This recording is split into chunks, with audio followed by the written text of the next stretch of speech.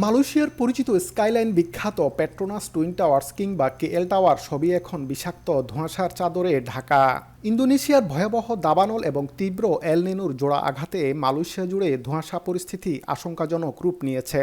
আবহাওয়া কর্তৃপক্ষ জানিয়েছে আগামী কয়েকদিন এই পরিস্থিতির উল্লেখযোগ্য কোনো পরিবর্তনের সম্ভাবনা নেই। মালয়েশিয়ার air pollutant index management system পোর্টালের তথ্যমতে দেশের অন্তত ৩২টি অঞ্চলে বাতাসের মান অস্বাস্থ্যকর মাত্রায় পৌঁছেছে। পরিস্থিতির সবচেয়ে বেশি অবনতি ঘটেছে সারাওয়াক রাজ্যে। এছাড়া সেলাঙ্গোর রাজ্যের জোহান সেতিয়ায় ১৭৪ এবং শ্রী আমানে ১৬৬ বায়ুদূষণ সূচক রেকর্ড করা হয়েছে। ক্লাং ভ্যালি এবং পশ্চিম উপকূলীয় অঞ্চলের বাতাসের মান দ্রুত খারাপ হওয়ায় ধোঁয়াশাচ্ছন্ন এলাকার সংখ্যাও লাফিয়ে বাড়ছে। পরিস্থিতি গুরুত্ব বিবেচনা করে সারাওয়াক অঙ্গরাজ্যের ১০০টিরও বেশি স্কুল বন্ধ ঘোষণা করা হয়েছে।